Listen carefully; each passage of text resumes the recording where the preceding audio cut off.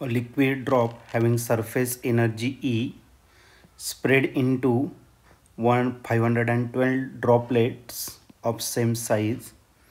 The final surface energy of the drop is. तर आपल्या final surface energy find करायचा. तर हा क्वेश्चन 2024ला आलेला होता, 2022ला आणि 2016ला.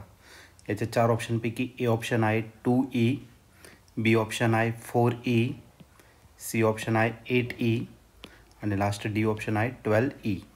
तर आता या 4 ऑप्शनपैकी या क्वेश्चनचं करेक्ट आन्सर का असलं पाहिजे तर आपण याला सॉल्व करूया आणि मग डिसाईड करूया.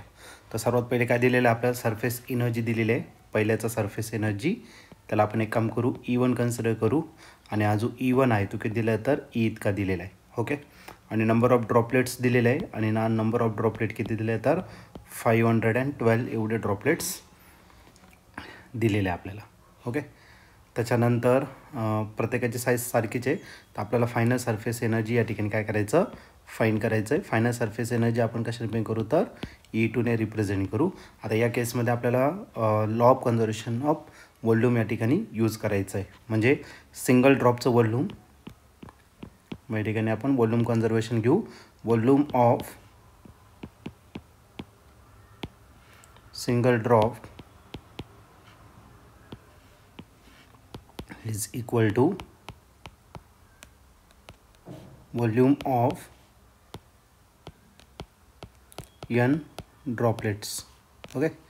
तर सिंगल ड्रॉप कोणत्या शेपचा असतो स्पेरिकल शेपचा असतो आणि स्पिअरचं जे व्हॉल्यूम असतं ते किती असतं 4/3 πr³. आता मोठा ड्रॉप आहे त्याचं रेडियस आपण काय करू तर कॅपिटल R घेऊ. असे n ड्रॉपलेटचं आहे. एका ड्रॉपचं सिंगल ड्रॉपचं व्हॉल्यूम किती राहणार तर 4/3 पाय आणि आर कोणता घेऊ स्मॉल आर घेऊ. असे n ड्रॉपलेट्स आहेत तर यांनी आपण त्याला मल्टिप्लाय केलं. ठीक आहे. पुढच्या केसमध्ये 4/3 पाय आणि 4/3 पाय काय झाला कॅन्सल झाला. मग आपलं काय रिमेनिंग राहिलं तर रिमेनिंग राहिलं r³ is equal to n small r³. Okay. याचा क्यूब रूट घेतलं तरी चालेल. आता यांची व्हॅल्यू आपण पुट करून टाकू. नंतर मग त्याची काय करू तर आपण क्यूब रूट घेऊन टाकू. तर या ठिकाणी आपला आहे r³ तसाच लिहिणार आपण r³. यांची व्हॅल्यू किती दिलेली आहे तर यांची व्हॅल्यू दिलेली आहे 512 आणि राहिला काय तर स्मॉल r³. आता 512 कशाचा तरी क्यूब रूट आहे तर 8चा क्यूब रूट आहे. ओके. त्याच्यामुळे याचा काय करून घेऊ आपण क्यूब रूट घेऊन टाकू. मग आता नेक्स्ट स्टेपमध्ये आपल्याला काय करायचं याचं क्यूब रूट घ्यायचं. मग या ठिकाणी स्टेटमेंट लिहितो taking cube root. Okay. Cube root जर घेतलं तर काय भेटेल आपल्याला r इज इक्वल टू 512 कोणाचा क्यूब रूट आहे 8चा आणि राहिला स्मॉल r. ओके. ते झालं तुमचं रिलेशन. आता आपल्याला काय करायचं सरफेस एनर्जी त्याच्या आधी आपण एक काम करू या ठिकाणी फॉर्म्युला आपण राईट करू. ठीक आहे. सर्वात पहिले आपल्याला फॉर्म्युला या ठिकाणी राईट करायचा आहे कशाचा तर सरफेस एनर्जीचा. ओके. मग surface energy is equal to surface tension into surface area. Surface tension into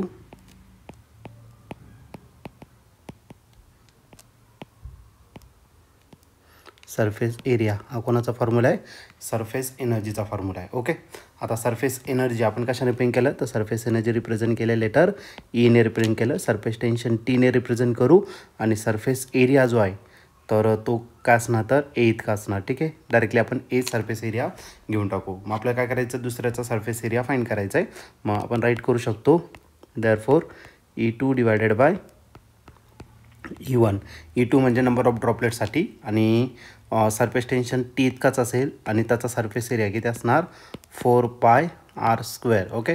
स्पिअरचा surface area 4πr² असतो. पण असे किती ड्रॉपलेट आहे n ड्रॉपलेट आहे एकाचं झालं असे नंबर ऑफ ड्रॉपलेट्स आहे डिवायडेड बाय परत सरफेस एरिया घ्यायचा टी आणि राहिला 4π कोणता तर कॅपिटल r².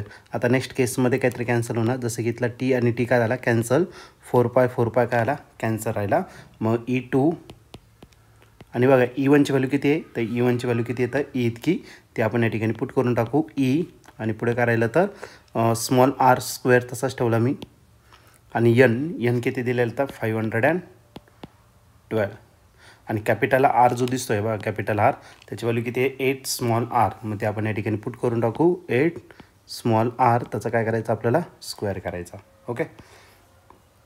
मग आता याला जर सिम्प्लिफाईड केलं तर आपल्याला E2 तसाच भेटेल आणि डिवायडेड बाय तो तसाच राहिला R² 512 मी आधी घेतो R² आणि त्याला डिवायडेड बाय 8चा स्क्वेअर किती झाला 8चा स्क्वेअर झाला 64 आणि झाला तुमचा R². ओके.